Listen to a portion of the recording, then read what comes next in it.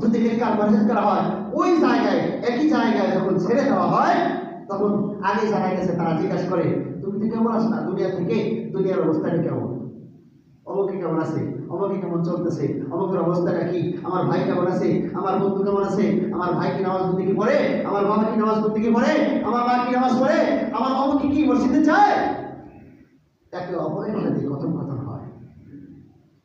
আর যদি বলে ভাই অমুক চাচা না অনেকদিন আগেই চলে আসছে, মানে কি আমার আগে অমুক চাচারা মৃত্যুবরণ করেছে, সে কই কই সে তো এখানে আসে নাই, তখন আফসোস করতে থাকে, আরে এখানে যখন আসে নাই তাহলে নিশ্চয় ওই দলে গেছে।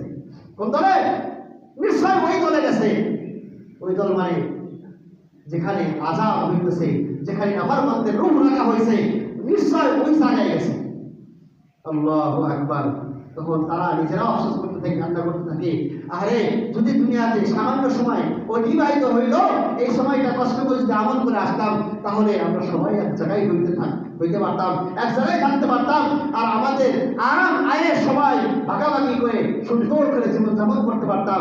আজকে আমার ভাই আমার চাচা অন্য রাস্তায় অন্য দলে বলে গেছে, না জানি তারা কত আযাবে আছে, আল্লাহ না জানি তারা কত কষ্টের মধ্যে আছে।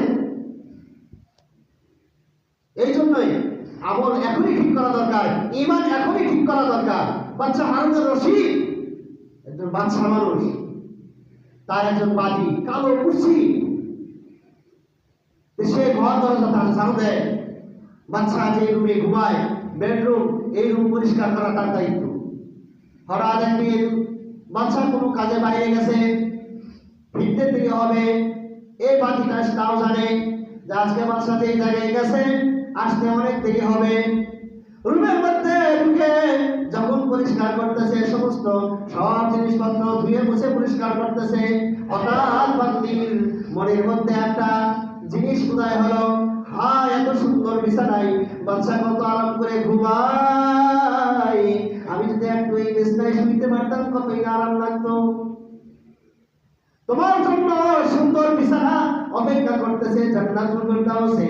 তুমি এই দুনিয়ায় কষ্ট করো, আমল করো, নবীর মাহবুব হয়ে যাও, আল্লাহর প্রিয় বান্দা হয়ে যাও, তাহলে তুমি কাল কিয়ামতের ময়দানে আনন্দের সাথে আল্লাহর সামনে দাঁড়াবে।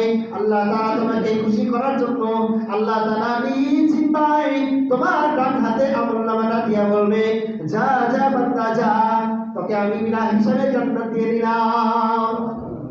তুই আমার দুনিয়াতে খুশি করছ, আমারে স্মরণ করছ, সব সময় মনে রাখছ, আমার